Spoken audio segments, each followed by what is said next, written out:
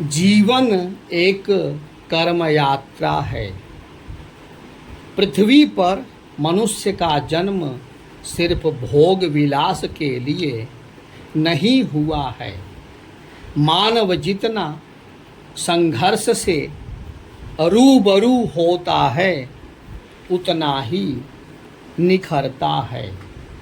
प्रायः हम पाएंगे कि अच्छे लोगों की जीवन यात्रा संघर्ष से भरी होती है, मगर उनके मुखमंडल पर आत्मविश्वास की आभा साफ दिखाई देती है, जबकि एक अवसरवादी का मुख कांतिहीन प्रतीत होता है, क्योंकि उसने जीवन को सुविधापूर्ण बनाना सीखा है। जो जीवन उसे यथार्थ में अपने आत्मबल को परिपक्व करने के लिए मिला था, वह उसने व्यर्थ गंवा दिया। आत्मविश्वास संघर्ष की सुगंध है जो आत्मा में आत्मसात होती चली जाती है और व्यक्तित्व को खुशबू से भर देती है। आप किसी भी संघर्षशील व्यक्ति को देख अपना मुख पीछे नहीं कर सकते, उसके व्यक्तित्व को नकार नहीं सकते। इसलिए संघर्षों से कभी भी घबराना नहीं चाहिए। संघर्ष समय के हाथ का एक ऐसा हथौड़ा है जिसकी चोट हमारे पथरीले व्यक्तित्व में से सुंदर मूर्ति का निर्माण करती है।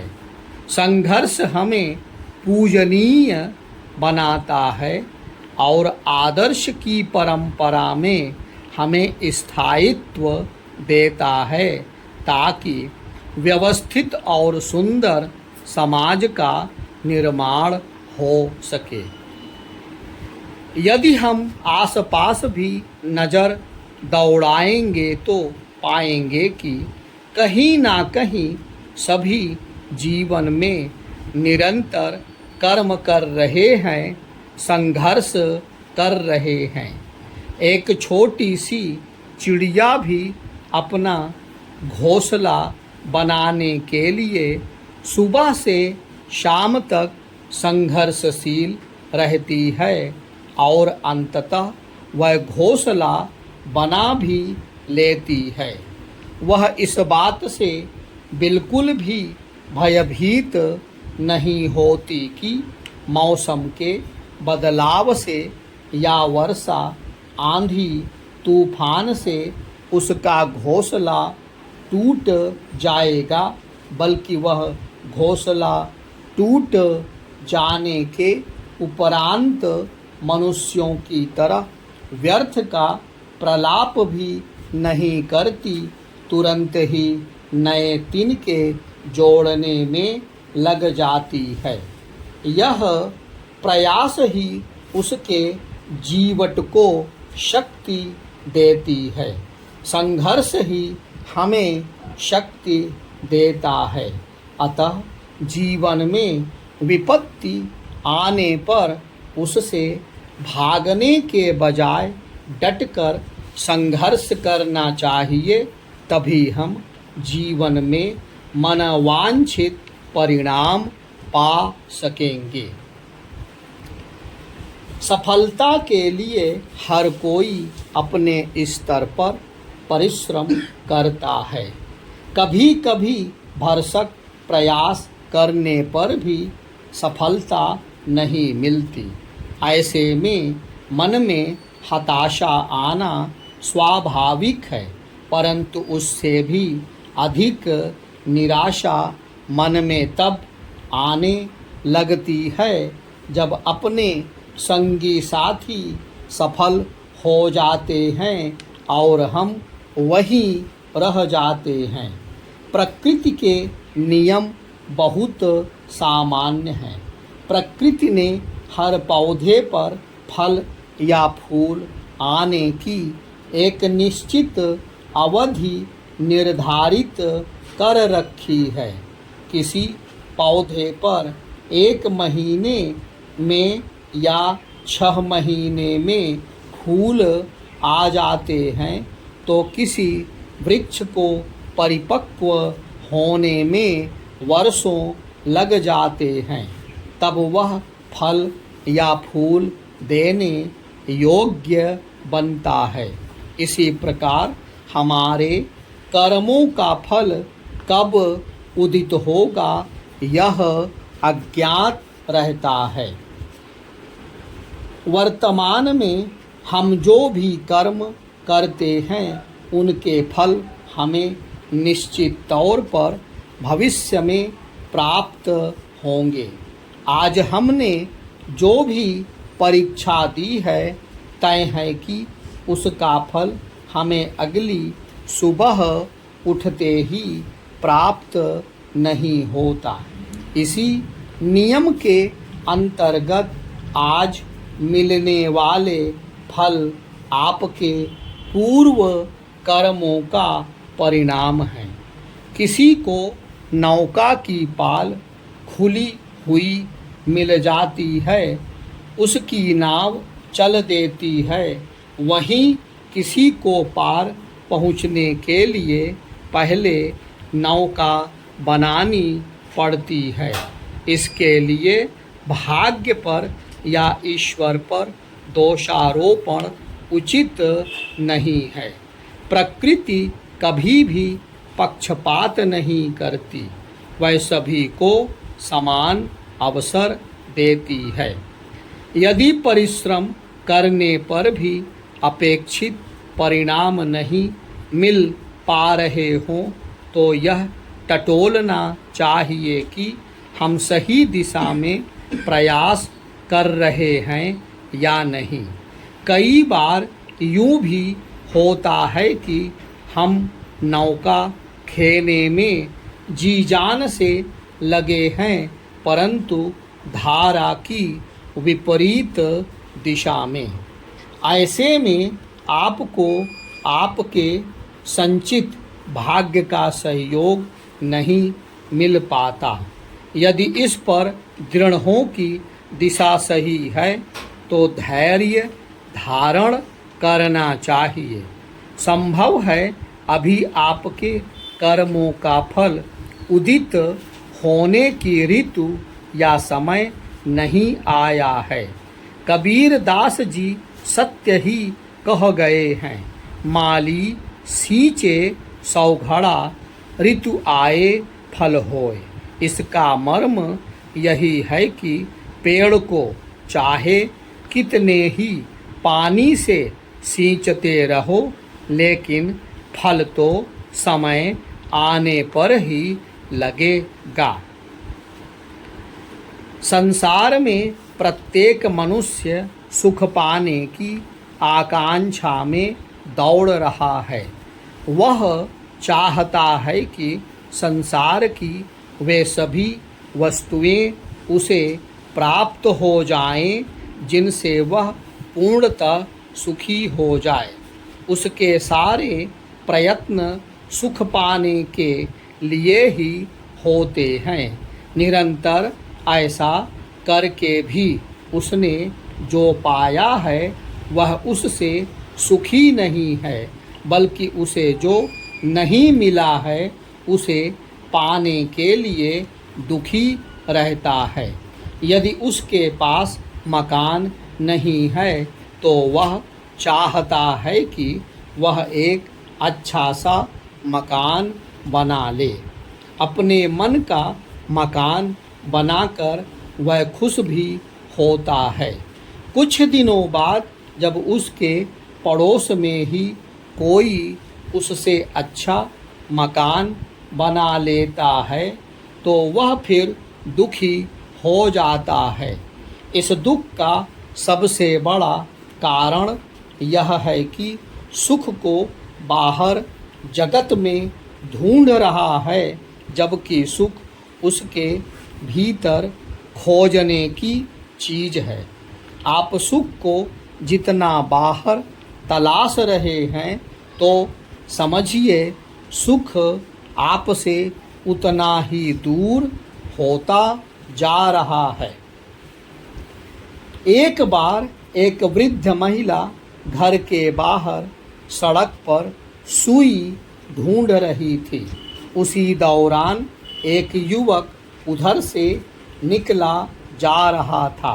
उसने वृद्धा से पूछा कि आप क्या कर रही हो? वृद्धा ने उत्तर दिया, मैं अपनी सुई ढूंढ रही हूँ। वह युवक भी सुई तलाशने में लग गया। बड़ी देर तक प्रयास करने के बाद भी जब सुई नहीं मिल पाई, तो युवक ने पूछा कि आखिर सुई कहाँ खोई थी? तब वृद्धा ने बताया कि सुई तो घर के भीतर ही खोई थी। हम सब भी ठीक ऐसे ही जहाँ सुख खोया है, उसके बजाय उसे बाहर ढूंढ रहे हैं। वास्तव में सुख की खोज हमें अपने भीतर करनी चाहिए।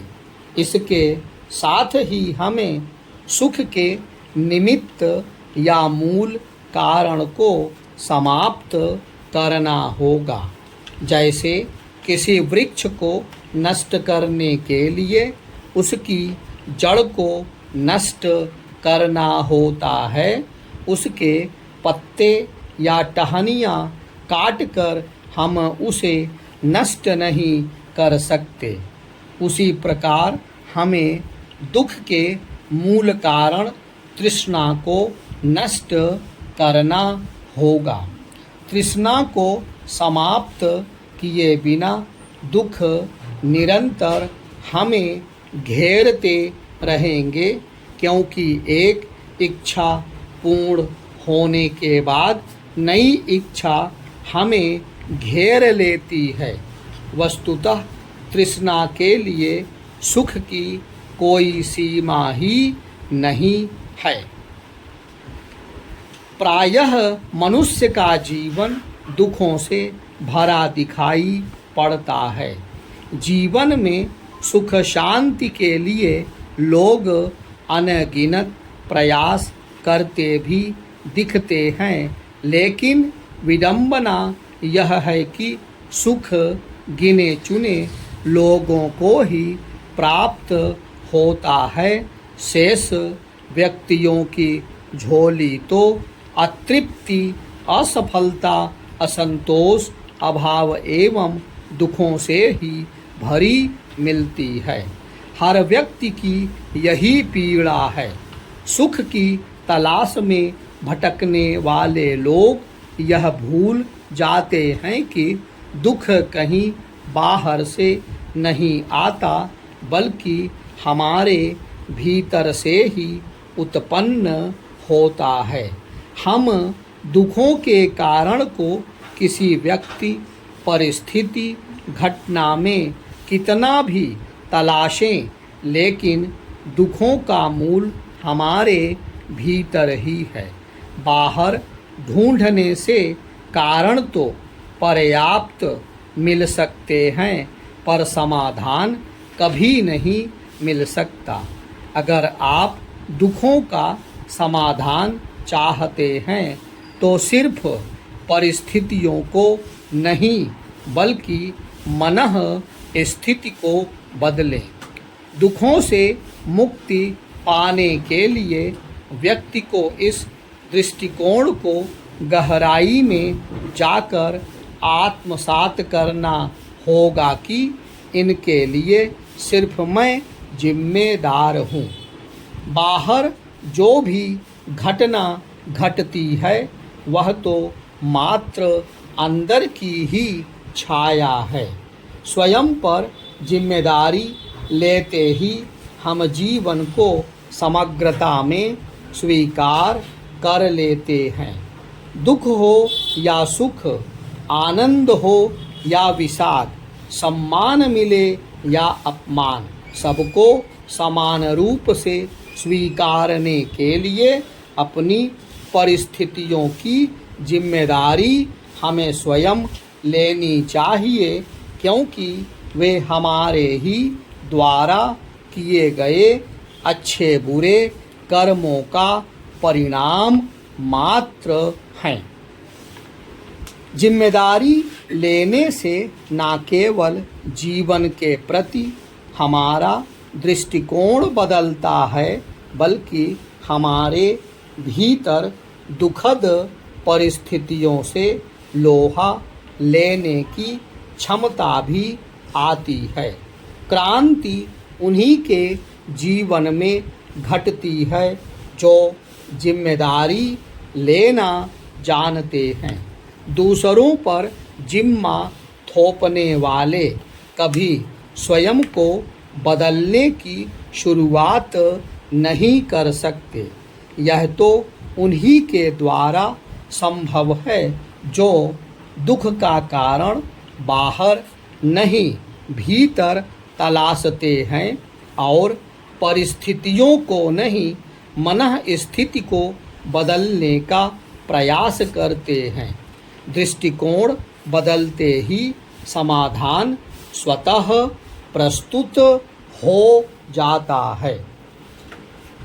हर आदमी सुखी होना चाहता है, लेकिन इससे जुड़ा एक महत्वपूर्ण प्रश्न यह है कि क्या सुखी होने के लिए सारे संसार पर अपनी मनमानी चलाना जरूरी है? सुख की ऐसी शर्त नहीं है। हाँ, लोभ की ऐसी शर्त अवश्य है। लोभ जरूर कहता है कि पहले संसार को जीतो, उसे पराजित करो, तब तुम्हें सुख मिलेगा। पर सच तो यह है कि तब भी व्यक्ति को सुख नहीं मिल पाता है। गरीबी की गरिमा, सादगी का सौंदर्य, संघर्ष का हर्ष, समता का स्वाद और आस्था का आनंद, ये सब हमारे आचरण से पतझड़ के पत्तों की भांति झड़ गए हैं। हृदय से मानवीय प्रेम या करुणा का संवेदनशील स्वर, मस्तिष्क से नैतिक चिंतन की अवधारणा और नाभि से उद्धृत संयम और सम्यक आचरण का संकल्प कहीं खो गया है। दो प्रमुख बातें हैं मानव जीवन में, एक है आवश्यकता और दूसरी है वासना। जीने के लिए आपको जीवन की असल आवश्यकताएं तो पूरी करनी ही होंगी। रोटी, वस्त्र और रहने को एक छोटा सा मकान, यही है आपकी वास्तविक आवश्यकताएं। इससे आगे जो कुछ भी है वह वासना है। वासना अर्थात अहंकार, महत्वाकांक्षा और लोलुपता। इसे पूरा करने का कोई उपाय नहीं है। ऐसा पात्र जिसमें तली नहीं है, उसमें जो भी डालेंगे और जितना भी डालेंगे फिर भी वह खाली ही रहेगा। आवश्यकता कहती है मुझे रोटी चाहिए, वासना कहती है मुझे स्वर्ण थाल में सजी हुई रोटी चाहिए। आवश्यकता कहती है मुझे वस्त्र चाहिए, वासना कहती है मुझे अन्य लोगों से सुंदर वस्त्र चाहिए। वासना कहती है मुझे अन्य लोगों से सुंदर वस्त्र के साथ साथ सिर ढकने को एक झोपड़ी भी चाहिए तो वासना कहती है मुझे महल चाहिए। ऐसा महल जो सबसे सुंदर हो, सबसे बड़ा हो। हमारी इच्छाओं, आदतों और अनुशासित दिनचर्या में एक अपूर्व ताकत है। हमारी कोशिशें हमें उन्नत एवं नए रास्तों तक ले जाती हैं। हमें यह नहीं भूलना चाहिए कि मरी हुई मछलियाँ ही धारा के साथ बहती हैं। इसलिए प्रवाहपाती होने से बचना